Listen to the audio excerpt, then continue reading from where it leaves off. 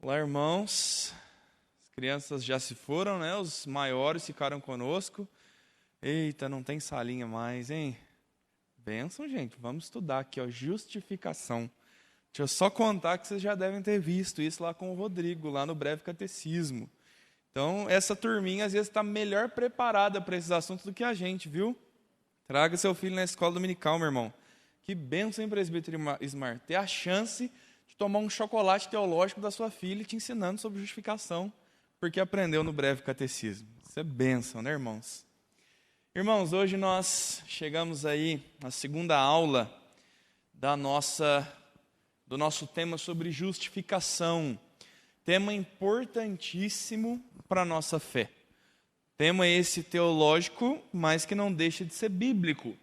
A teologia, quando a gente fala, né, da teologia sistemática, ela organiza em temas aquilo que a Bíblia explica.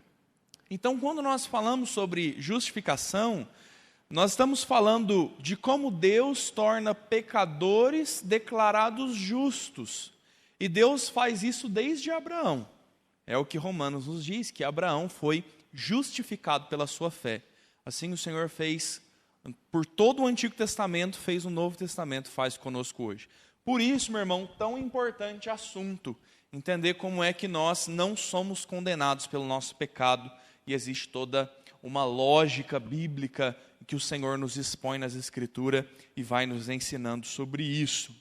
Então, semana passada, nós já tratamos aí sobre o papel da lei, e aí eu quero recapitular, alguns irmãos ainda não estavam, e para os que estavam também, nós falamos aqui, ó, o papel da lei, e entendemos que a lei não é para a salvação. O Senhor sabia quando constituiu a lei, né? Quando o Senhor escreveu a lei que já existia, porque é o caráter moral de Deus, quando Deus entrega escrita a lei para o povo, o Senhor não faz isso para que eles sejam cumpridores da lei. A lei, na verdade, acusa o nosso pecado, mas ela ainda é útil para preparar a nossa salvação. Então ela mostra que nós somos pecadores e nós buscamos o Redentor. Ela é útil para a nossa vida civil, quando a lei de Deus ela nos ensina em diversos aspectos da vida como nós devemos proceder quanto ao trabalho, quanto à honestidade, quanto ao juízo daqueles que erram e falham, quanto à causa dos que perecem, dos que precisam de ajuda. A lei do Senhor é sempre boa, além da santificação que nós tratamos na semana que vem. Junto disso, irmãos, nós tratamos da tal justiça divina, né? Deus é justo quando Ele condena o pecador, porque o pecador está sob o jugo da lei e incapaz de cumprir a lei. Qual é a sentença? Não tem outra senão culpado, e o Senhor é justo por isso. Então somos todos injustos e todos condenados à morte.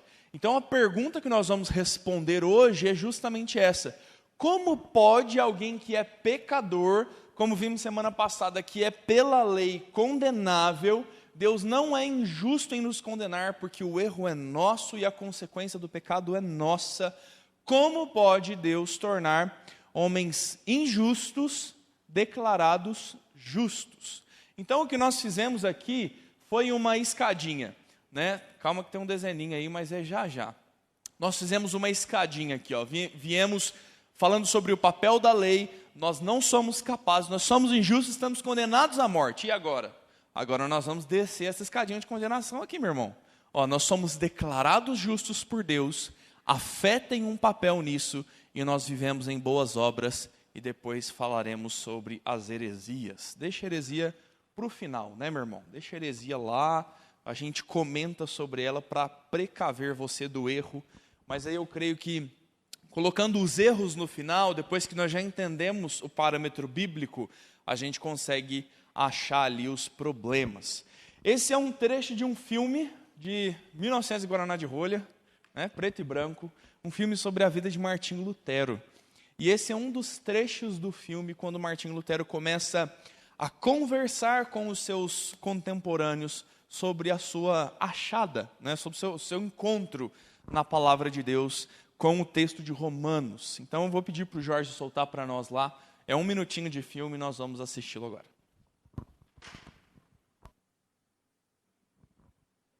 Dá vontade de vibrar, não dá, irmão? Ai, isso aí, Lutero, o justo viverá pela fé. Esse é o pendão da reforma protestante, né, irmãos? É um momento em que a igreja volta à Escritura e tantos meios de justificação diferentes são trazidos de volta a Cristo, né? O Lutero vem Tramontina, corte rápido, né? Tem um rapaz da internet que ele faz assim, ó, amolou o facão e... Mas e se nós tirarmos essas muletas, o que é que nos sobra? E Lutero diz, Jesus Cristo. E a gente não precisa de mais nada além disso. Então é essa a ideia da justificação, e isso que nós vamos tratar hoje. Somente Cristo, e assim nós somos declarados justos. Esse é o primeiro ponto, meu irmão, sobre a justificação. Entender que isto é uma declaração. Então vamos dar alguns passos aí, e nós vamos ler alguns textos, alguns versículos, e aí à medida do nosso costume, eu queria que você abrisse a sua Bíblia aí, né? Não vou pedir para ninguém abrir por enquanto, se todo mundo ficar quieto, aí a gente pede, né? Irmão fulano, leia para nós. Por hora, vou pedir aí para quem encontrar ir lendo os textos para nós vermos essa justiça de Deus. Justificar, o que significa essa palavra? Vamos conversar um pouco, meu irmão, porque quando eu era criança, às vezes meu pai ia me dar uma bronca e eu falava, mas pai, quieto menino, mas pai, você para de se justificar. Ai, que ódio que eu tinha dessa frase. Quando você tenta explicar por que aquilo deu errado, por que o chuveiro quebrou. Um dia eu quebrei o chuveiro, irmãos. Como que você explica para o seu pai que no momento tranquilo do banho de uma criança ele quebra o chuveiro? É uma bronca, né? E aí eu queria dizer, pai, mas tinha um mosquito e eu quebrei o chuveiro. Ele não deixou explicar. O que é na sua mente uma justificativa ou uma justificação? Quando dizemos, você se justificou com isso, o que vem na sua cabeça aí, meu irmão? Pode falar. Se você aprontou, conta uma história engraçada para nós aqui hoje. A gente dormiu tarde ontem assistindo Netflix, está todo mundo cansado no dia do Senhor. Olha lá, irmãos. Justificação. Como é que a gente se justifica? Vem uma imagem na sua cabeça. Fala, pastor Hélio, o senhor está com cara de quem vai soltar uma pérola agora. Aprendendo. Você se justifica aprendendo? É essa a ideia, não? Ah, sim, o senhor está aprendendo. Justificando a sua resposta. Ótimo, pegamos o gancho aí, irmãos. É uma explicação, é um motivo. Né? Por que você está aqui? Eu estou aprendendo. É um motivo pelo qual você faz algo. Quando nós vamos falar aqui sobre justificação no sentido bíblico, é um pouco mais do que isso. Porque nós estamos falando de uma linguagem judicial, de algo como justo e condenado. Então nós vamos ver que tanto no Antigo como no Novo Testamento, a Bíblia fala sobre justo e ímpio, né, sobre aquele que é justificado, mais um pouco do que o próprio motivo. É como se o motivo explicasse por que você não é mais pagador do seu pecado. Por que é que você lhe foi retirada a culpa. Então a gente vai falar sobre justificação, sobre justificar, como um ato de Deus de retirar de nós a culpa. E talvez essa nossa justificativa seja uma mera explicação daquilo que Deus fez. Então vamos lá, uma das palavras hebraicas para justificação não indica a mudança moral feita por Deus, mas ela identifica uma declaração de Deus de que aquela pessoa não é mais ímpia, mas agora é justa. Vamos lá nos textos bíblicos. Deuteronômio 25:1 e Isaías capítulo 5, verso 3. Queria pedir que dois irmãos abrissem aí. Deuteronômio 25:1 e Isaías capítulo 5, verso 23. O importante, irmãos, agora é ver nesses dois textos que a justiça está sendo posta em oposição à condenação. Não mais condenados, nós somos justificados. Então vamos ler aí Deuteronômio 25:1. Quem achou, leia para nós.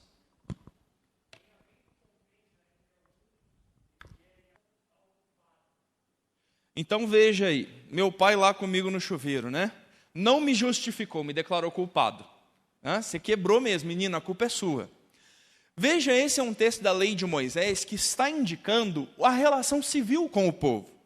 dizendo: se vocês tiverem uma questão, vocês vão levar diante do juiz, e o juiz ou justificará o culpado, ou condenará aquele que tem a culpa.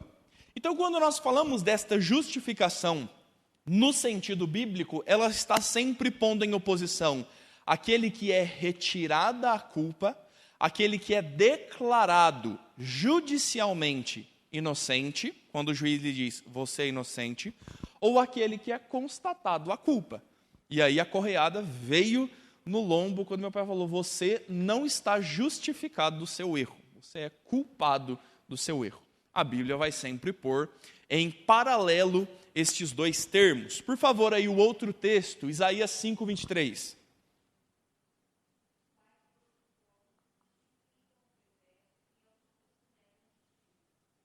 Então, olha a preocupação da palavra de Deus, está nos dizendo que isso é algo abominável, que isso é algo terrível, quando aquele que é perverso é justificado, ou seja, aquele que é de fato condenável pelo seu pecado, aquele que é culpado de fato, ele é justificado, ele é tirado da culpa, e aquele que é inocente é culpado.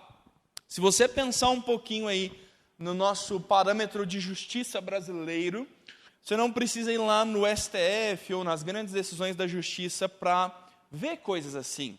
Você vê coisas assim, por exemplo, na justiça do trabalho, quando o patrão não pagou as horas do seu funcionário, e o seu funcionário entra com uma ação judicial, dizendo: olha, o meu patrão fez algo terrível contra mim. E a justiça vai julgar se de fato aquele homem foi fora da lei ou foi coerente com a lei, cumprindo a lei. É um juízo, é um julgamento. Se ele é inocente, ele foi justificado do seu erro. Foi dada uma causa que explica o seu erro e ela foi justificada. Se ele é de fato culpado, só lhe resta aí então a sentença da sua culpa. Então o Antigo Testamento vai sempre nos mostrar esta oposição, e pensando em Deus na competência de juiz, declarando o homem justo. Então, quando nós estamos falando de justificação na nossa vida e no tema que nós estamos tratando aqui hoje, o juiz é Deus. O promotor é a lei, que nós tratamos semana passada, e o réu somos nós. Então, Deus está julgando: você quebrou a lei ou não quebrou a lei? A lei está lhe acusando, dizendo: você quebrou este e este preceito. E o que nos resta? Então, vamos cantar aí advogado fiel. Somente Jesus é nosso advogado fiel. De fato, o termo bíblico é coerente a toda esta circunstância, dizendo que Jesus é o nosso advogado junto ao Pai, que intercede por nós. Mas vamos condenar a gente primeiro, depois a gente vem lá no que Cristo vai fazer. Então agora o Novo Testamento vai continuar usando esta indicação. 2 textos agora do Novo Testamento, para nós vermos o uso deste termo, falando sobre justificação. Romanos capítulo 5, versículo 1, e Gálatas capítulo 2, verso 16. 2 irmãos leiam para nós. Primeiro Romanos, quem encontrou pode ler.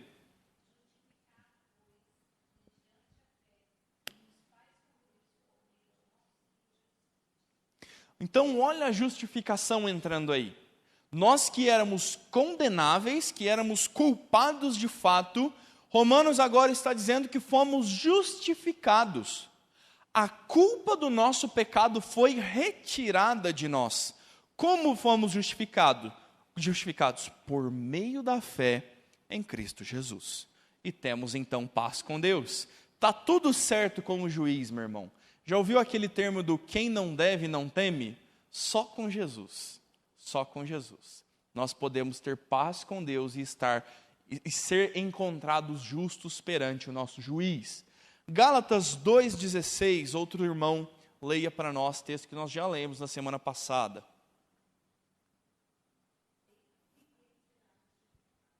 Então, quem é que consegue retirar a sua culpa por meio das obras da lei? Ninguém. Gálatas diz que por obras da lei ninguém será justificado ou terá sua culpa retirada. Então nós somos justificados por meio de Cristo Jesus, e isto é para a nossa salvação. Entenda isso, meu irmão, quando nós estamos falando sobre justificação, então, estamos dizendo sobre o meio pelo qual o nosso pecado é retirado. A forma como você não é mais culpado por aquilo que você mesmo foi outrora. Então é esta obra que o Senhor está operando em nós. Falamos de justificação, tanto no Antigo quanto no Novo Testamento, nesta ideia do pecado sendo retirado, ou melhor, deixe-me explicar, a culpa do pecado. E logo mais à frente nós vamos fazer uma diferenciação disso. Aqueles que eram culpados diante do juiz, agora são declarados inocentes. E nós vamos então dar mais alguns passos em direção a esta ideia. Se nós não seremos justificados por Deus, nossa gente, misericórdia, me perdoe irmãos por esse slide, nos fazer alcançar a santidade perfeita. Nós não seremos justificados pelas obras da lei. Nós não podemos alcançar a santidade perfeita e por isso sermos justificados. É isso que o jovem que fez esse slide gostaria de dizer. Mas aqui no terceiro, embora nós continuemos pecadores, pela fé somos declarados justos. Então a ideia é de que o pecado já foi retirado de nós, a culpa do pecado já não está sobre nós, mas nós ainda pecamos.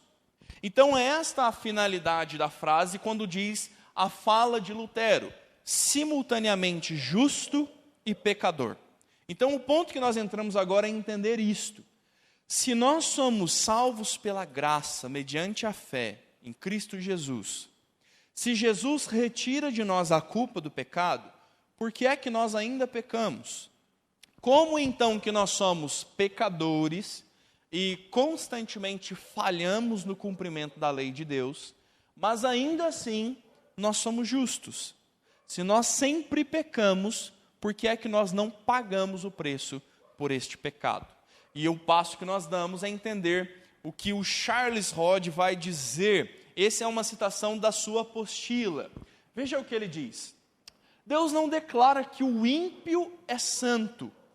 Ele declara que, não obstante a sua pecaminosidade e a sua indignidade pessoal, ele é aceito como um justo com base no que Cristo fez por ele. Então, a diferenciação que eu disse e eu quero fazer agora é pensar que Deus não nos fez parar de pecar. A obra da justificação não é cessar o nosso pecado. Você já foi justificado por Cristo, você já não mais paga o preço pelo seu pecado, mas você ainda é pecador. Como é que nós entendemos isso? Pensando que isso são termos jurídicos. Bom que a gente tem bastante advogado aqui na igreja. Eu não estou vendo muitos deles hoje. Tem algum aí? O Denis está lá. É o Denis que eu estava pensando, estava lá fora, rapaz. Ele chamou termos jurídicos, o Denis apareceu na hora. Quando nós falamos sobre esses termos jurídicos, nós falamos da maneira como uma pessoa é aceita no tribunal, e no caso, o tribunal de Deus. Então, pense naquela ideia que nós falamos aqui no princípio. A lei de Deus é o promotor. A lei está acusando o seu pecado, dizendo, esta pessoa, este homem, quebrou a lei de Deus. Deus é o juiz, e o Senhor está julgando todas as coisas, dizendo, você quebrou ou não quebrou a lei? Aqueles que quebram a lei são passíveis de condenação. Aqueles que cumprem a lei não têm condenação nela. Nós somos o réu.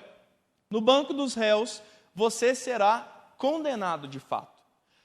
Com a intervenção de Cristo como nosso advogado, a sentença muda. Por isso nós falamos de termos judiciais. Não é que você deixou de pecar. Deus não fez você se tornar santo imediatamente. O Senhor não transformou a sua vida de forma que todos os seus pecados sumiram e a partir de hoje você nunca mais peca. O que o Senhor fez foi mudar a declaração que estava sobre nós. Então, quando Cristo intervém, o ato declarativo de Deus é que é diferente.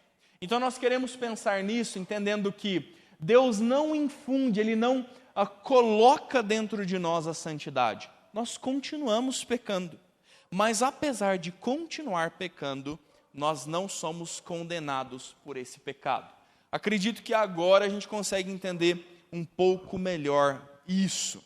Vou pedir para o nosso irmão presbítero Ismar ler para nós o texto do Sproul, em que ele fala um pouco desta ação de Cristo. Então veja, quando Cristo intervém a nós, o que acontece não é uma mudança imediata de serem extintos os nossos pecados. Nós continuamos, o que Sproul diz aqui, materialmente, nós somos de fato pecadores. Mas quando Cristo intervém, algo muda. E é o que Sproul diz aqui como formalmente.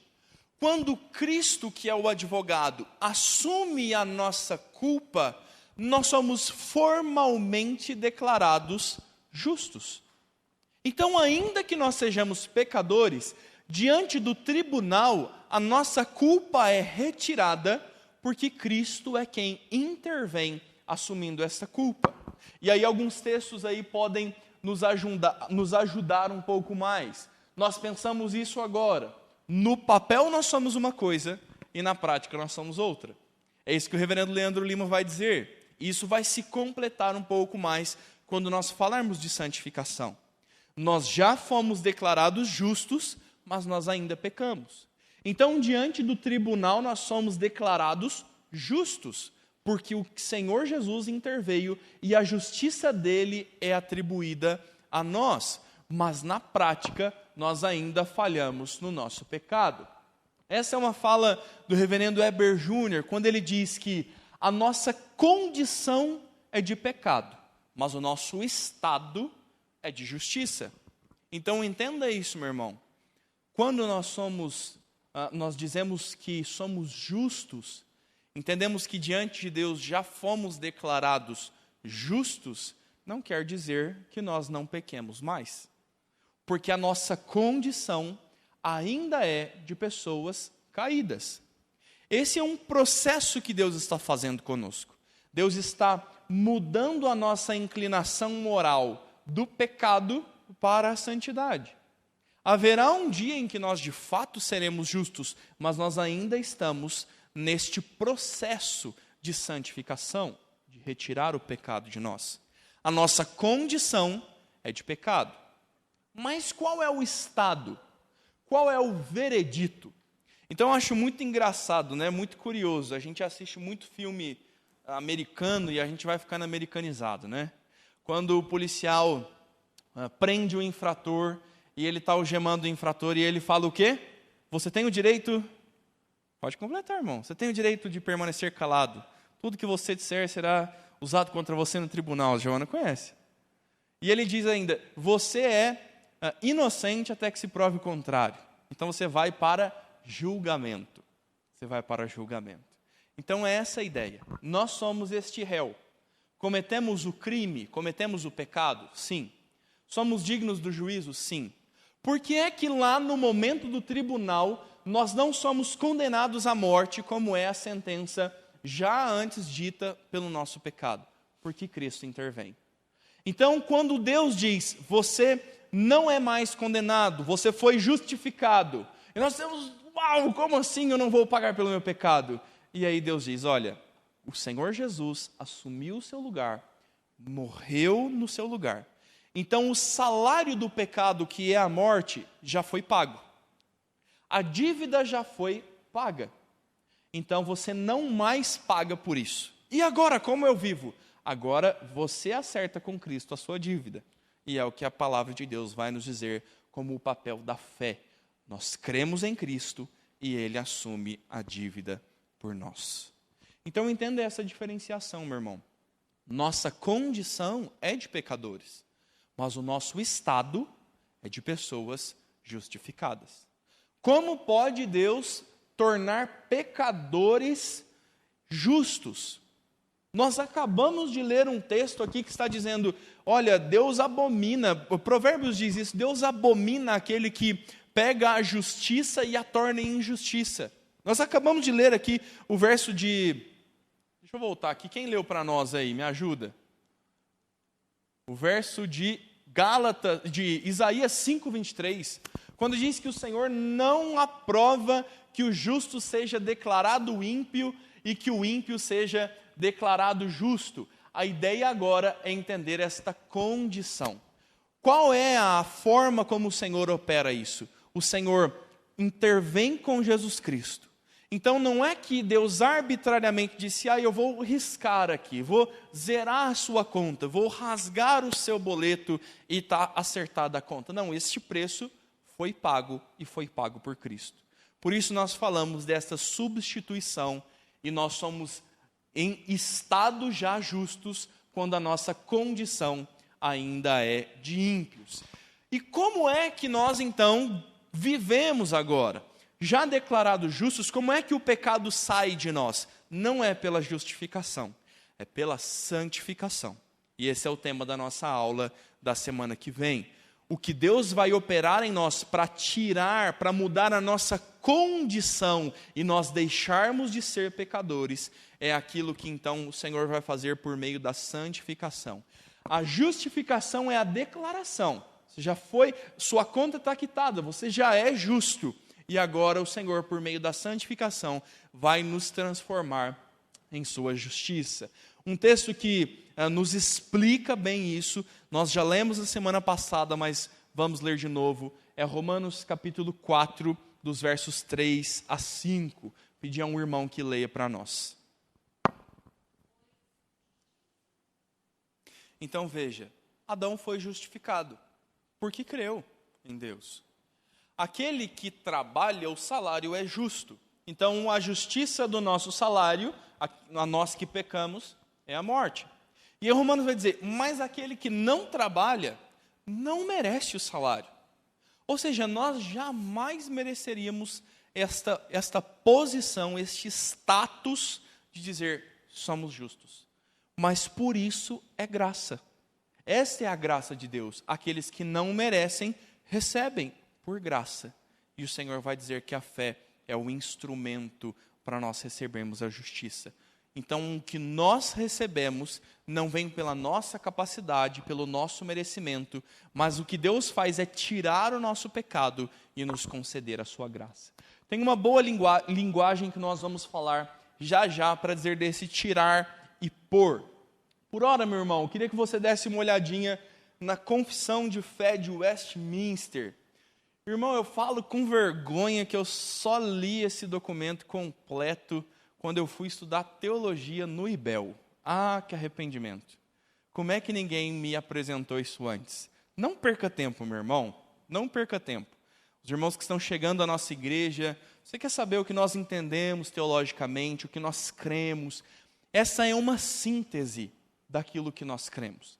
E você vai sempre encontrar esse texto da confissão acompanhado de muitos versículos bíblicos que dizem isso nós afirmamos porque está aqui, isso nós afirmamos porque está aqui. Então é uma síntese do que nós cremos da palavra de Deus. E este texto fala sobre justificação. Se não me falha a memória, são 7 parágrafos que tratam sobre justificação. E o primeiro deles diz assim: o que Deus chama eficazmente, que Deus chama para a salvação, também livremente justifica. Essa justificação, veja, não consiste em Deus infundir neles a justiça. Ou seja, nós ainda somos pecadores. O Senhor não infundiu, não colocou em nós a justiça, fazendo com que nós deixássemos de pecar. Ainda somos pecadores e estamos em processo de transformação. Mas veja a confissão. Mas em perdoar os seus pecados e em considerar e aceitar suas pessoas como justas, ainda que não sejamos de fato justos, Cristo é justo e nele nós somos aceitos por Deus. Então o que Deus faz é a culpa, o salário do pecado, o Senhor tirar de nós e agora nós somos declarados justos. Veja, Deus não os justifica em razão de qualquer coisa neles operada. Ou seja, não é quando você deixar de pecar, quando você se tornar plenamente santo, aí você vai ser justificado. Não.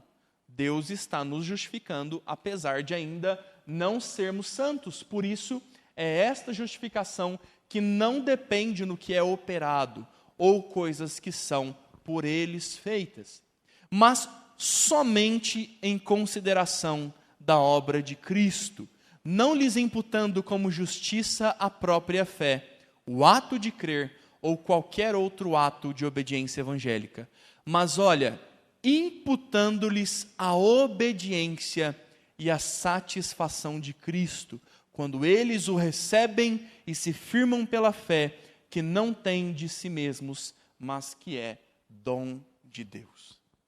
Esse parágrafo da confissão de fé parece um quebra-cabeça de versos bíblicos. Se você for ver, cada um desses textos tem a sua vertente plena na Escritura.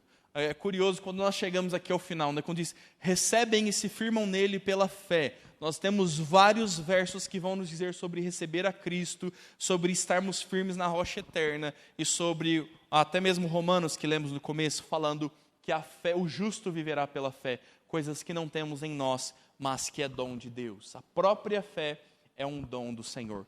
Então, este capítulo nos mostra de uma forma bem sintetizada, bem resumida, aquilo que nós estamos falando sobre a operação. Então veja, a base da justificação é a graça de Deus. Qual de nós merece a justificação?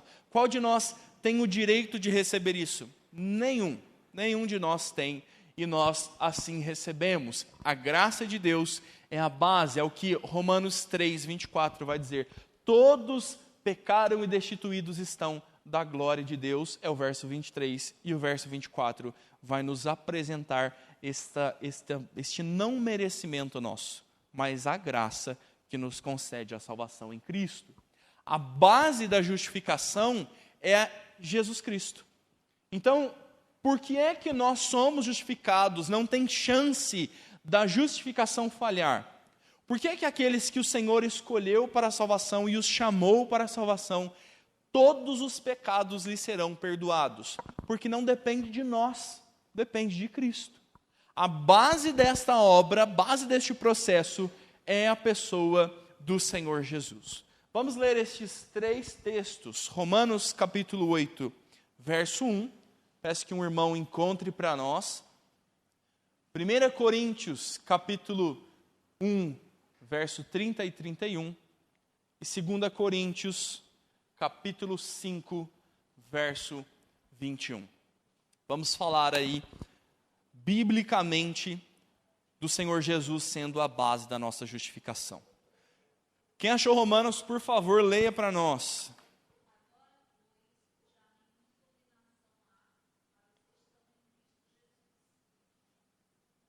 Uai, é isso aí, meu irmão. Nenhuma condenação. Quem nos condenará? Foi Cristo quem morreu, ou antes ressuscitou. Está à destra do Pai. Então, textos bíblicos que já nos mostram o ato da justificação sendo fundamentado em Cristo. 1 Coríntios, quem achou, leia para nós. Vamos lá.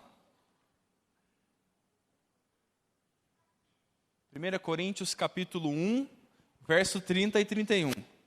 Falhou aí, Silvinha? O óculos ficou na cabeça, não dá. Tem que pôr nos olhos.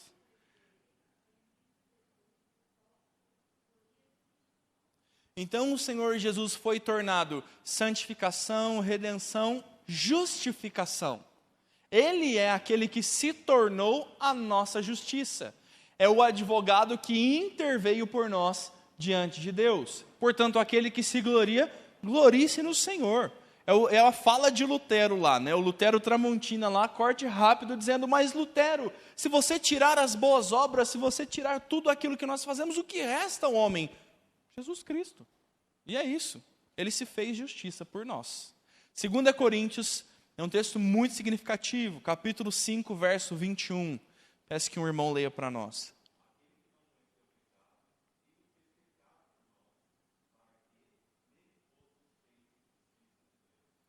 Ah, meu irmão, esse versículo é fantástico. Aquele que não conheceu o pecado, se fez pecado por nós. Então lembra aí do tribunal, é o Senhor Jesus abrindo aquela banquinha dos filmes americanos. Eu nunca fui, irmãos, em julgamento, é assim também, tem aquela banquinha assim que o réu fica sentado lá, é o Senhor Jesus afastando a cadeira e dizendo, olha, eu não cometi o crime, mas pode sair, que eu vou sentar no seu lugar e eu vou ser julgado no seu lugar. Então, o pecado é nosso, e aquele que não se fez pecado, assumiu a culpa do nosso pecado. Nós não estamos dizendo de forma alguma que Jesus pecou, ele está dizendo, olha, eu não fiz o que você fez, mas eu vou assumir a responsabilidade por aquilo que você fez. E então, nós que éramos condenáveis, que éramos culpados pelo nosso pecado, nos foi feito justiça em Cristo Jesus. Irmãos, que gratidão tem que trazer ao nosso coração isso? Que firmeza em Cristo tem que trazer ao nosso coração nisso? Alguém já te fez um favor muito grande? Alguns já passaram por isso. Você está precisando, de repente, pagar uma parcela da prestação do seu carro. Seu carro que você usa para trabalhar, você depende dele, e você necessita, e você está, por algum motivo, impossibilitado de pagar, e naquele mês, se você não paga, o banco vai levar seu carro. Não tem condição. Agora é o fim da picada, você vai perder a sua propriedade. E aí um amigo, um parente, um querido, alguém pode dizer assim, olha, vamos fazer o seguinte, o carro é seu, a dívida é sua, mas esse mês eu pago. Irmão, a gente fica grato por isso. Que satisfação alguém intervir uma responsabilidade que não era da pessoa e uma pessoa assumir uma responsabilidade por nós. E é isso que Cristo faz. E a dívida era impagável. Quem é que pode se reconciliar com Deus e voltar atrás, consertar todos os seus pecados, cumprir plenamente a lei? Ninguém. E o que o Senhor Jesus faz é exatamente isso. Então veja que esta é a fé somente. Este é o modo pelo qual o Senhor opera em nós a justificação. E aí o capítulo da confissão de fé, que vai falar sobre Cristo, tendo Cristo por base da nossa justificação, a confissão de fé vai dizer, Cristo, pela sua obediência e morte, pagou plenamente a dívida de todos os que são justificados, e em lugar deles, fez a seu Pai uma satisfação própria, real e plena. Contudo, Cristo foi pelo Pai dado em favor deles, e como a obediência e satisfação dele, de Cristo, foram aceitas em lugar deles, ambas livremente e não por qualquer coisa neles existente. Então a confissão de fé vai concluir, a justiça deles é só da livre graça, a fim de que tanto a justiça restrita como a abundante graça de Deus sejam glorificadas na justificação de pecadores. Qual é a sua justiça? Só a da livre e abundante graça de Deus.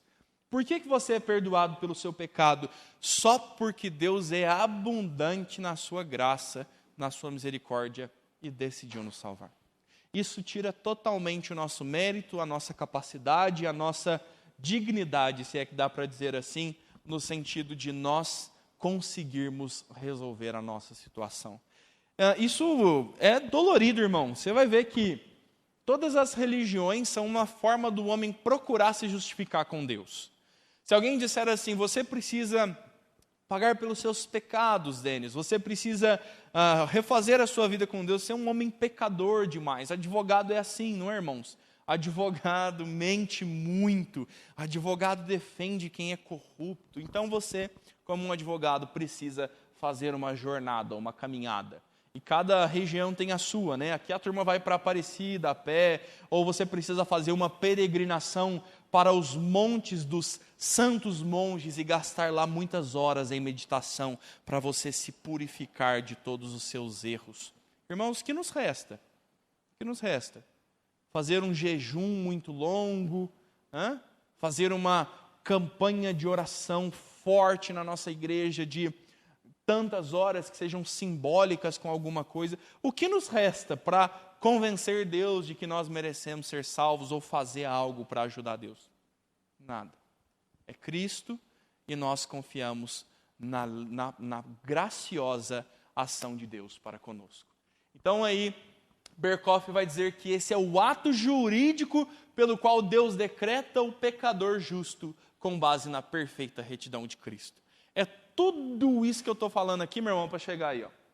Aí você falou, podia ter falado antes, né? Mas é que meu pai já dizia que eu sou igual aquele cara da Zorra Total, que fala nos mínimos detalhes. Né? Se você riu, você acabou de entregar a sua idade, meu irmão. É bom nós lermos a Escritura e entendemos por que as coisas são de fato assim. E a Escritura vai nos mostrar o caminho da salvação até chegarmos aqui. Deus declara o pecador justo com base na perfeita retidão de Cristo. A justificação elimina a culpa do pecado. A sentença não existe mais. Você não vai mais pagar o preço. Ela restaura ao pecador todos os direitos de ser filho de Deus. Ou seja, você não tinha direito nenhum de pedir alguma coisa a Deus. Agora nós pedimos em nome de Jesus. E vamos falar disso. Ela restaura os nossos direitos. Ela se realiza fora do pecador, no tribunal de Deus. A justificação não é algo propriamente interno no nosso espírito, como a santificação é, de nos retirar o pecado. Mas a justificação é algo que, lá no tribunal de Deus, quando nós fomos julgados desde a eternidade, quando o Senhor decidiu nos justificar, o Senhor disse, este será justificado dos seus pecados. E agora, quando o tempo vai se cumprindo ao longo da nossa vida, essa justificação é manifesta. Então ela se realiza fora de nós. E ela é de uma vez por todas. Ela não é repetida e ela nem é um processo. A justificação é um ato pontual quando Deus risca de nós os nossos pecados. Todos eles, viu, meu irmão? Os anteriores, os atuais e os que virão. E se você está surpreso com isso, a gente volta para falar de decretos de Deus e de soberania de Deus em outro momento, para a gente entender ou não entender que Deus sabe até mesmo como nós pecaremos e Ele já nos perdoou dos pecados futuros. A justificação é isso. Você pode recorrer a ela. Pense aí numa sentença judicial. Né? Vamos tomar a casa do presbítero Ismar, não pagou a conta. O banco quer tomar a casa, né? Já estou te dando uma casa própria, meu irmão. Se você não tem, agora tem. E então, amém, a Carla disse amém. Às vezes acontecem algumas revelações no momento da escola dominical. E o presbítero Ismar tem lá na sua gaveta um termo de quitação, dizendo, não, eu paguei todo o meu terreno. E aquilo foi quitado de uma vez por todas. Né? A não ser no Brasil que você paga muitos impostos e continua pagando pelo seu terreno por toda a vida. Mas se alguém o acusá-lo dizendo, você não pagou, você tem lá e dizendo aqui, eu paguei. Dizendo, mas tem uma parcela que, não, essa foi a que o outro pagou por mim. Né? Até nisso dá para a gente falar de Jesus aqui. Então esta é uma declaração de que nós somos justos e você pode recorrer a ela. Isso acontece, meu irmão, naquela famosa que a gente fala assim, né, da consciência acusando. Os mais crentes vão dizer, do diabo nos acusando dos nossos próprios pecados. Então você pode recorrer à justiça e dizer, eu não pago por isso. Essa culpa não é minha. Não vou morrer pelos meus pecados. Não vou pagar pelos meus erros. Então nós vamos viver de qualquer jeito? Não. Semana que vem nós vamos falar sobre santidade, sobre santificação. Mas quer dizer que aquilo que o Senhor fez por nós é irrevogável e nós temos em Cristo o cumprimento desta palavra, o perdão dos nossos pecados, e isso acontece de uma vez por todas. Então veja como Deus é bondoso, meu irmão. Deus é bom com você. Espero que você saiba disso. E quanto mais a gente lê a palavra e vê todas essas coisas que são operadas, mais consciência a gente tem. Porque Deus não só tira de nós, como Ele nos dá. Então nós temos esses dois aspectos da justificação. Primeiro, um negativo, ou seja, o que Deus está tirando. Deus perdoa todos os pecados, passados, presentes e futuros. A eliminação da culpa. Você não é mais culpado, Deus tirou de você o fardo. Você não é mais culpado. Tem um autor um pouco antigo que alguns gostam, Max Lucado. Ele tem um livro que se chama Aliviando as Bagagens. é um pouco psicologizado do negócio, mas se é que dá para usar alguma coisa e dizer para você, meu irmão, você não é culpado mais disso. Você não é culpado do remorso de um parente que faleceu e nós ficamos, mas eu devia ter feito isso, devia ter pedido perdão. E peça perdão a Deus, porque aqui a palavra nos ensina isso. Confesse os seus pecados ao Senhor e sejam justificados por eles em Cristo. Entenda isso, que às vezes erros nossos são irreparáveis. Talvez você conheça ou você seja um assassino. Alguém que foi responsável pela morte de outra pessoa, e isso culpe você. E o Senhor está nos dizendo, olha, você não é culpado disso. O Senhor tirou a culpa do pecado de sobre nós. Claro, consoante o nosso arrependimento e o nosso pedido de perdão a Deus em confissão dos nossos pecados. Mais do que isso, meu irmão, um elemento positivo, além de nos tirar o pecado e de nos livrar da culpa, não é como a famosa carta de alforria. Eu aprendi na escola que quando os escravos foram livres da escravatura, muitos deles ainda sofreram por muito tempo. Porque uma vez livres, disseram, olha, vocês agora podem ir, vocês não são mais escravos. Mas tá bom, a gente vai morar onde? A gente vai vestir o quê? A gente vai trabalhar com o quê? E muitos escravos, de fato, sofreram com isso na história do nosso país. O Senhor não nos deixa desamparados nesse sentido. O Senhor nos tira o pecado e agora o Senhor nos concede ainda bênçãos. Vamos ler esses dois textos. O primeiro deles é quando fala da adoção de filhos. Nós não éramos filhos de Deus. Se você acha que todo mundo é filho de Deus, sinto lhe dizer, ou não, estou feliz em te dizer que você está enganado. Que você precisa entender que só aqueles que estão em Cristo Jesus são verdadeiros filhos de Deus. Romanos capítulo 8, verso 15 e 16, um irmão leia para nós.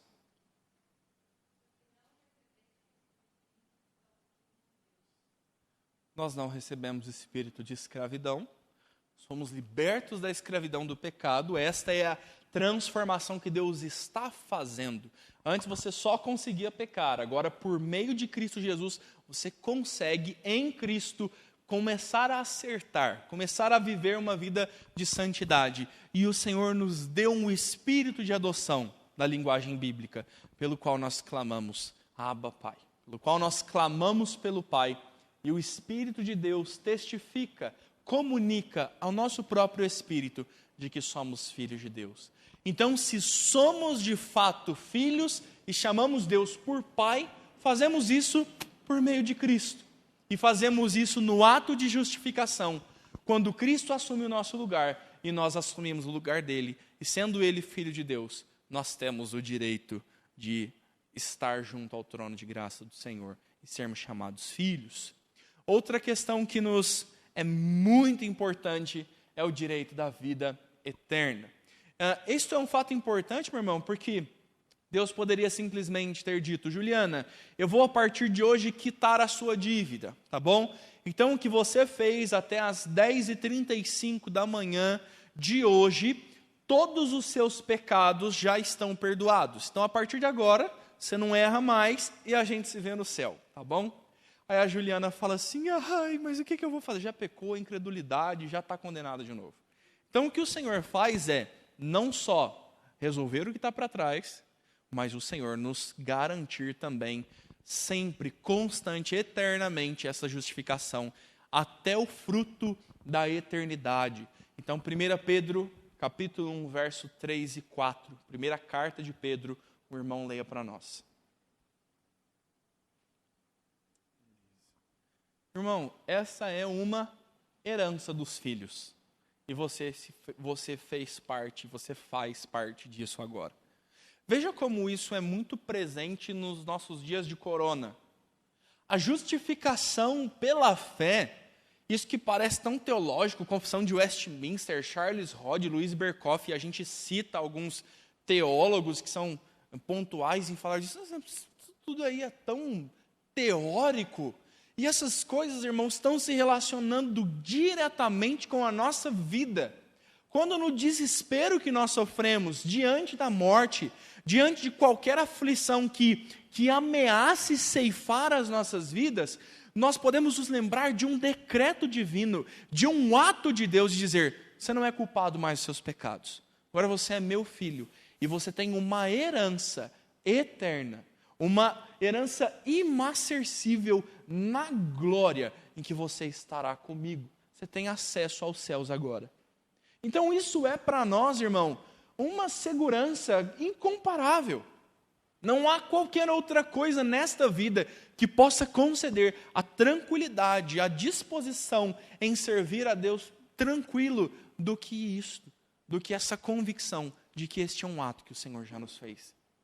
Então vamos pegar as nossas máscaras, fazer um monte, jogar o álcool em gel e atear fogo, porque o Senhor venceu por nós. De jeito nenhum. O Senhor nos ensina a prudência. O Senhor nos ensina a responsabilidade. O que eu estou falando é, ainda que estejamos usando máscara e álcool em gel, se por acaso algum de nós for acometido por essa doença, tranquilize seu coração. O Senhor já decretou a vitória. Frase bem pentecostal para nós, irmãos. Mas não é isso que Deus fez?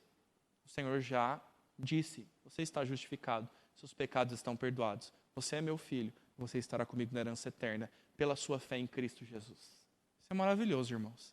Isso é totalmente vivo a nossa fé. Então vamos viver no protocolo, usando álcool em gel. Você viu que o Denis passou álcool no microfone, e eu não dou esse microfone para ninguém.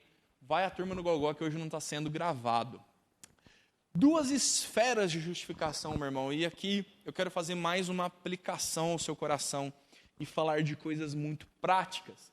A primeira delas é que a justificação ativa, o que está acontecendo de fato, a ação de Deus, ela acontece no tribunal de Deus. Deus é o reto juiz que em Cristo declara justo o pecador, e Ele também é o Pai amoroso que o aceita. Isso é a ação que está acontecendo.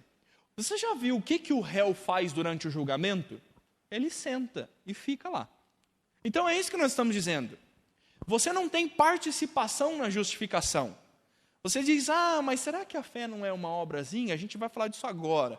Mas você não tem algo que você faça para participar disso. Imagina, Denis, lá, você está defendendo o sujeito lá que atropelou uma velhinha. Não, complicado, hein, rapaz? E na hora ele fala assim, dona juíza, eu queria falar aqui que eu não tive culpa, né? Estava chovendo, o celular tocou, e o cara vai tentar se justificar. Não, meu amigo, você fica quietinho aí. E se alguém vai falar alguma coisa, é o Denis, que é muito competente. E se você é culpado, você vai para a cadeia, né, Denis? O Denis é crente, irmão. Advogado crente. Advogado crente vai pela justiça, não pelo cliente. Verdade, meu irmão? Bênção de Deus. Isso é cosmovisão, meu irmão. Seja o melhor para Deus e honesto com Deus e um crente louvável na sua profissão, onde você estiver. Isso é a justificação ativa. Acontece lá no tribunal e você não participa dela. Mas o que é a justificação passiva? Muitos teólogos falam disso. É um modo como esta ação que aconteceu no tribunal de Deus se relaciona conosco. Então isso é algo que acontece no coração do pecador. É aquilo que comunica a nós, dizendo assim, olha, como eu acabei de dizer para você, você crê em Cristo, você crê que Jesus morreu por você, então você não é mais culpado. E aí isto é a justificação que nós chamamos de passiva, porque é quando nós recebemos esta notícia. Olha que curioso que o Berkhoff diz aqui, uma comparação, ele diz assim, o perdão nada significa para o prisioneiro, enquanto não lhe comunicam a boa notícia e as portas abertas da prisão não lhe estão abertas. Então, de que vale para um prisioneiro que foi declarado justo, ele não saber disso? Esse é o momento que isso se comunica conosco. Dizendo, meu irmão, agora você tem essa notícia. Você já foi declarado justo. E a minha fala de aplicação no seu coração, de conversar com você sobre como essas coisas são vivas em nós, é falar da culpa do nosso pecado. Porque nós somos crentes que nos sentimos normalmente muito culpados. É normal, meu irmão, você se sentir culpado pelo seu pecado. Na verdade, você deve se sentir culpado. A Bíblia diz que o Espírito Santo nos convence do pecado, da justiça e do juízo de Deus. Mas quando é que essa culpa é retirada de nós? Quando nós fazemos o uso da confissão dos nossos pecados e vamos até o Senhor Jesus e oramos dizendo, Senhor, pequei contra o Senhor, me perdoe. E o Senhor, com o perdão que já havia sido confirmado uma vez, lá na justificação, o Senhor Jesus lhe perdoa pelos seus pecados. E então, meu irmão, você deve estar livre da culpa. Nem sempre isso acontece. E aí são problemas que nós precisamos lidar biblicamente. Às vezes, nós somos acusados por nós mesmos de pecados que cometemos quando ainda nem éramos crentes, quando ainda nem conhecíamos o Senhor. Alguns são atormentados pelos seus próprios pecados, pensando que não são dignos do céu. Meu irmão, deixa eu te dar uma notícia. Nenhum de nós é digno do céu. Nenhum de nós merece estar com Cristo eternamente, ser chamado filho de Deus. E essas coisas, às vezes, quando não resolvidas, elas começam a nos afetar de uma forma mais profunda. Nós ficamos com vergonha de orar. Parece que é difícil falar com Deus quando o pecado acusa a nossa consciência. Quando nós lemos notícias e às vezes a nossa consciência diz assim, você já fez muito pior do que isso. Irmão, nós precisamos trazer isso à luz da Escritura, como nós estamos fazendo agora. E pensar que a culpa desses pecados, quando confessados e entregues a Cristo, já foi retirada. E uma coisa muito importante é saber que não existe uma dupla condenação. Não existe. Aqueles pecados pelos quais Cristo morreu já foram pagos.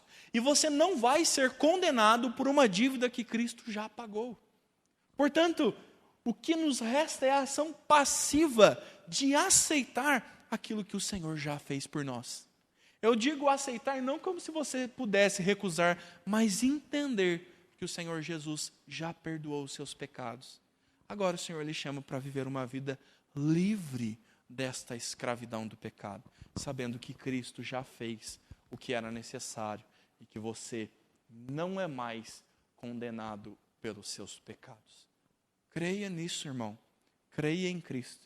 Se for necessário, vá lá como presbítero Esmar, abra a gaveta e veja lá novamente o texto bíblico que está dizendo: justificados, pois, mediante a fé temos paz com Deus. E aí nós podemos recorrer sempre à Escritura, que nos traz à tona esta convicção de que Cristo já pagou pelos nossos pecados.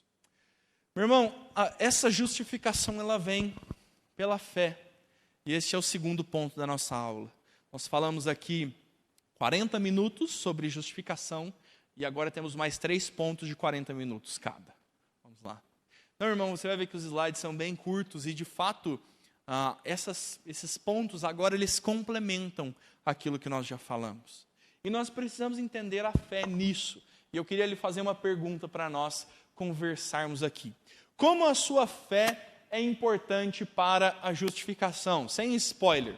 E aí, deixa eu melhorar. Está muito teológica essa pergunta, né? Você dizer a minha fé é importante porque ela é ação judicial junto de Deus. E deixa eu perguntar um negócio mais assim. Fala comigo. A fé não é um merecimento? A fé não é um merecimento? Porque quem é que crê em Deus? Quem é que crê em Deus? Eu. Você crê em Deus. Se é graça, por que nós temos que crer? Aquele que crê em Jesus será salvo. Aquele que crê com o coração e com a boca professa será salvo. Se a salvação é graça, esse crer que é necessário, você tem que crer em Jesus.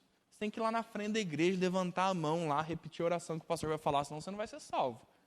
Crer em Jesus é uma obra nossa, é algo que nós fazemos para merecer então a salvação. Jesus fez tudo isso que aconteceu. Olha, Jesus foi lá, ele morreu no nosso lugar, ele foi no tribunal de Deus, você foi declarado justo, mas agora você tem que crer em Jesus.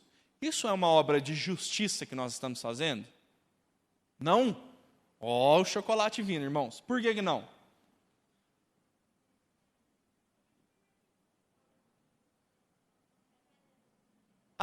Eu falo, irmãos, traga seu filho para a escola dominical, ensina a Bíblia para os seus meninos. O presbítero Esmar está quietinho assim, mas ele está... Isso aí, glória a Deus. Meu irmão, o versículo que a Giovana citou é esse aqui, ó. Gálatas 2,16. Abra para nós aí, Giovana, para você ler para nós.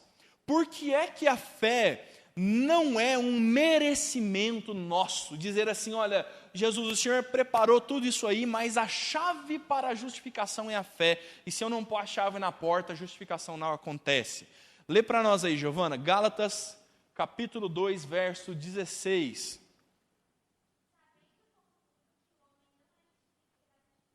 Olha que vergonha, irmãos, falei o versículo errado para Giovana. Efésios 2,18, Giovana. O que a Giovana leu aqui agora é justamente o que nós já lemos no começo da aula. Pelas obras da lei, ninguém será salvo, mas seremos salvos somente pela graça. Então, se a fé não é uma pequena obra que fazemos para receber a justificação em Cristo, por que é que nós cremos? Se isso não é obra nossa, de onde vem a fé? Efésios 2:8. Pode ler.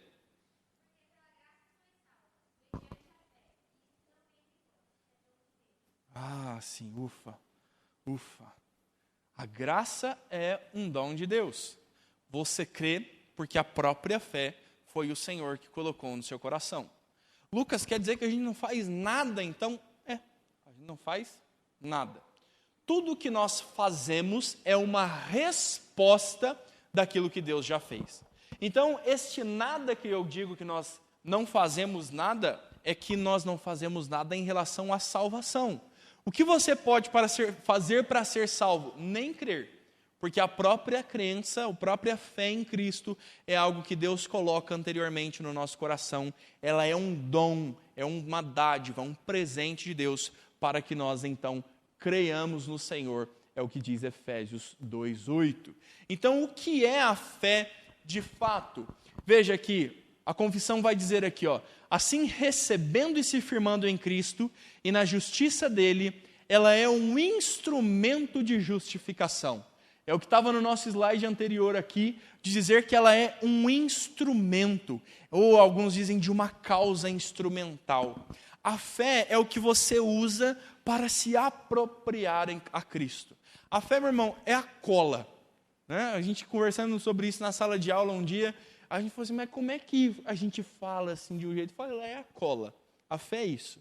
A fé te leva a Cristo. Você tem plena convicção em Cristo. Está ligado a Ele. Deus te deu o dom da fé para que você estivesse em Cristo. E toda a obra de justificação acontece na pessoa de Cristo. Nós só estamos lá.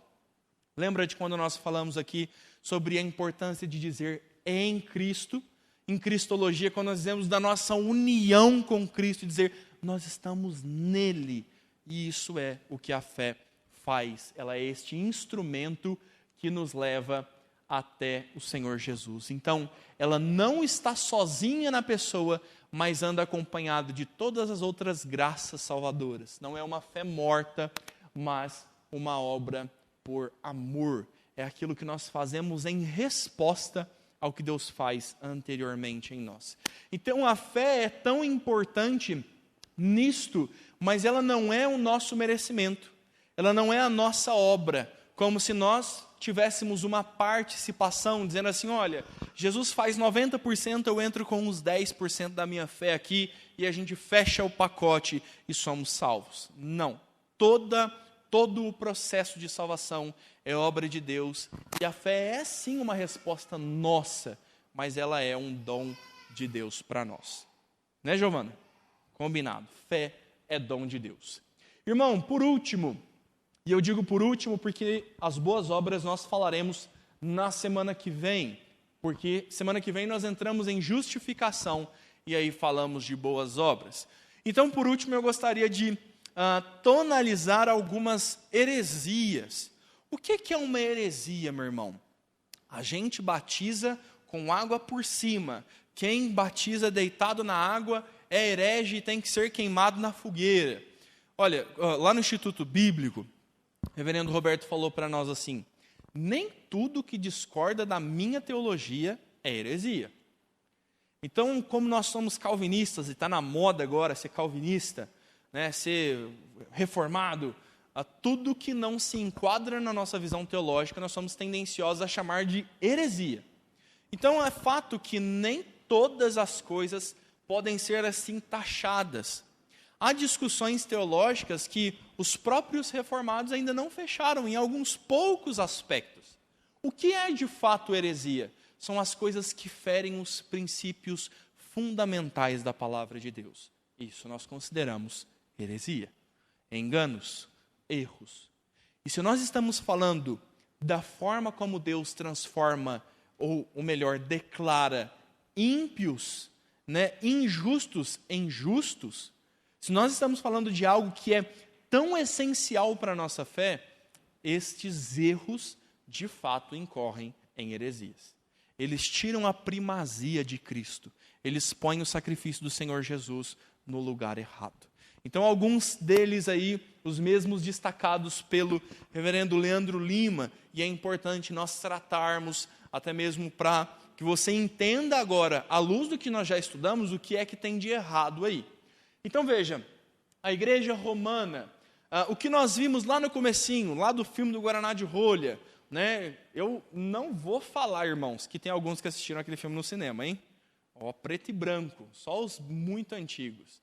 Não, nenhum de nós. Tá bom, eu vou crer que todos nós aqui somos muito jovens. Filmes antigos como aquele de Lutero, e aquele é um bom filme. Posso até recomendar para os irmãos, se não me engano, ele está disponível no YouTube, pelo tempo já. E é um filme que é fiel à história do reformador. Ele está lá discutindo com o vigário, e o vigário dizendo assim, mas Lutero, e o que nós vamos fazer com todos os nossos ritos aqui? E ele até diz assim, você chama essas coisas de meras muletas? E é isso que Lutero realmente considera, que essas coisas são muletas. O problema é que a justificação na visão católica, ela é um misto de fé e obras. Então, o primeiro problema que nós temos é este. Textos bíblicos claros, como o que a Giovana leu em primeiro lugar, de Gálatas, que nós lemos aqui, Gálatas 2,16, diz que por obras ninguém será salvo. Então é algo que de cara tira qualquer mérito, qualquer possibilidade do homem fazer alguma coisa. Então quando nós dissemos que isso não é uma operação só de Deus, é um misto de Deus fazer algo e nós fazermos junto com Ele, isto é por si só algo contrário à palavra de Deus. E um segundo problema que nós temos quando a igreja romana fala sobre justificação, é dizer sobre isso aqui, uma graça transformadora. Os romanos, os papistas, como nós também chamamos, católicos, como você conhece, eles muitas vezes falam que a justificação, ela acontece porque Deus transforma o homem. Então Deus pega um homem pecador como Denis, e Deus não é simplesmente uma declaração de tirar a culpa. Deus diz, Denis, você a partir de agora é santo. Onde estão os seus pecados? Já não existem. Os pecados são excluídos. Então é uma transformação interna no homem. E por isso ele é justificado. Qual é o problema disso? O problema é que a nossa justiça é Cristo e não nós mesmos. Nós nunca chegamos ao ponto de ser capazes, de ser, de fato, merecedores da justificação. Então, quando diz que esta é uma graça interna que nos transforma, isso é difícil de crer, porque nós continuamos pecadores, mas somos declarados justos. Isso é algo que acontece no tribunal e não no interior do réu. Isso seria como no momento do julgamento, o juiz olhar para o réu e dizer assim, olha, réu, estou vendo no seu coração que você é alguém que se arrependeu de fato e já não existe mais aquilo que você fez, então agora você está plenamente livre. Ou seja, o preço não foi pago. Por isso ela tira a justificação de Cristo. Então esta graça é uma ajudinha, e está entre aspas do jeito que o reverendo Leandro Lima colocou na sua apostila. Ela é uma ajudinha do Espírito Santo a fim de nos ajudar a viver uma vida cristã vitoriosa, sendo capaz de ser salvos. Então não é que Cristo toma o seu lugar e Cristo é merecedor, você está com Ele. É que na verdade o Espírito Santo te capacita a você ser o merecedor. E aí nisso nós não cremos, nós não conseguimos em momento algum sermos merecedores da justificação e sermos de fato pagarmos pelo nosso pecado. Então lembremos, os cumpridores devem cumprir toda a lei ou morrerem como culpados. Se as obras fazem parte, então nós jamais podemos errar. E como nós vimos na semana passada, nenhum de nós é capaz de fazer isso. Outro problema são os evangélicos legalistas, os famosos fariseus da época de Jesus. Né? Isso, o farisaísmo vem quase como um movimento, né? Como aqueles que insistem em sustentar a lei. Por que isso se torna uma heresia? Porque isso exige ritos, costumes, abstinências, formas especiais de batismo, de vestimenta, formas para dar uma ajudinha a Deus. Ou seja, é a ideia de que a fé às vezes é um instrumento, ou de pensar que Deus nos salvou, mas se nós fizermos alguma coisa errada, nós deixamos de ser salvos. É a ideia de que Deus nos salvou, mas se nós não adotarmos os ritos e costumes certos, nós voltamos a ser ímpios. Irmãos, é necessário lembrar que Deus nos salvou e não há nada que nós possamos fazer que revogue a salvação do Senhor. Pelo contrário. Então vamos viver de qualquer jeito? Não, irmãos. Vamos viver em santidade. Mas nem o melhor da nossa santidade pode ser útil para ajudar Deus a nos salvar. É uma obra que Deus faz sozinho. Cristo é suficiente. É o que nós chamamos do sola. Né? Então este é o problema, confiar somente na graça. O que eu posso fazer? Faço uma vigília, faço uma oração forte, faço uma cerimônia de purificação, faço aí um rito de passagem na igreja para abandonar os meus pecados antigos. Nada, meu irmão. Você crê em Cristo. Mas é o quê? É a graça. E somente a graça. E é a graça de Deus que nos salva. Por isso nós temos essas questões com aqueles que ainda querem se prender a ritos, a abstinências, a formas especiais de ajudar Deus neste processo. Por último, são evangélicos neopentecostais. Esta é uma nova onda teológica, meu irmão, uma nova teologia surgindo. E nós pensamos, uma nova teologia, será que os nossos 2000 anos de teologia desde a vinda de Cristo estão todos fadados ao fracasso e o Senhor permitiu que tantos andassem em obscuridão por tanto tempo? Então nós sempre questionamos novas teologias.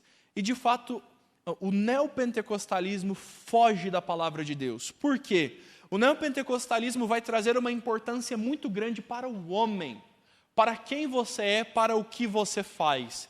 E eles incorrem justamente no erro da fé que nós falamos.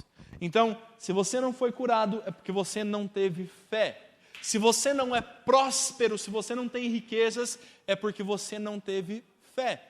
Problemas como esses vão se manifestando no dia a dia da igreja.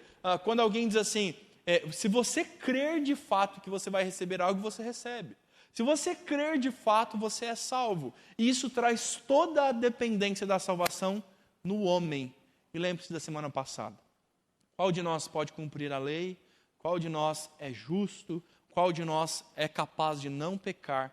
Nenhum de nós. Então nós encontramos um grande problema quando essa participação humana é exaltada.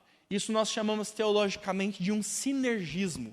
É o homem agindo junto com Deus. Então são eles conjuntamente, a palavra grega para juntos, né? para dois, dizendo, eles agem juntos para a salvação. É a sociedade. Deus entra com Jesus e você entra com a fé. Se você não tiver fé, você não pode ser salvo. Ou se a sua fé for pequena, você não pode ser salvo. E dizer, irmãos, a fé é um próprio dom de Deus. É Ele quem nos dá.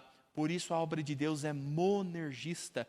É somente Deus trabalhando. É somente a ação de Deus em nós. Então o problema é que isso nega a graça.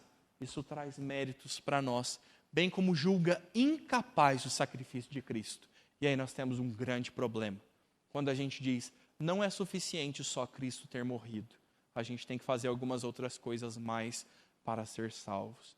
Então, quando nós tiramos o mérito de Cristo, não tem como sustentar teologicamente, biblicamente, estes ensinos. Por fim, a nossa conclusão é a fala de Lutero, né? O momento do filme lá, que eu acho que nem foi daquele jeitinho não, viu? Aquele dia lá que ele escreveu sola na Bíblia dele. Mas é a palavra latina, né? Para dizer somente a fé, somente Cristo.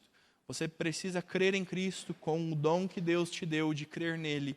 E Cristo é suficiente para nos justificar dos nossos pecados. A conclusão, irmãos, é uma síntese aí de nós pensarmos, embora pecadores ainda continuamos pecadores, em Cristo também somos justos e podemos viver uma vida livre das pressões e da angustiante sensação de não cumprir a lei. E esse é um texto final que providencialmente nós lemos esta semana e o Senhor nos fala graciosamente sobre esta obra de Cristo. E eu gostaria de encerrarmos com a leitura deste texto. Eu pedi que você acompanhe comigo. Charles Spurgeon escreve exatamente isso. Mas eis que um peca e outro sofre. A justiça foi transgredida por nós, mas encontrou a sua satisfação nele. Rios de lágrimas, montanhas de ofertas, mares de sangue de novilhos e colinas de incenso não serviriam para a remoção do nosso pecado. Mas Jesus foi morto por nós, e o motivo da ira de Deus foi eliminado de imediato, pois o pecado foi afastado para sempre. Nisto há sabedoria, segundo a qual a substituição, o caminho da expiação rápida e segura foi elaborado. Nisto há complacência, que levou o Messias, o príncipe, a usar a coroa de espinhos e morrer na cruz. Nisto há amor, que levou o Redentor a dar a sua própria vida por seus inimigos. Louvado seja o Senhor Jesus pela obra que Ele mesmo fez nas nossas vidas. Semana que vem nós continuamos com a nossa apostila, e é essa pergunta que nós vamos tratar. Vamos falar sobre santificação, obra agora que o Senhor opera naqueles que foram salvos. E essa é a questão: se Deus nos justifica, qual a vantagem de viver uma vida obediente e uma vida justa diante do Senhor? Por que nós devemos continuar servindo e obedecendo o Senhor, já que nós já fomos salvos? Falaremos sobre isso na semana que vem.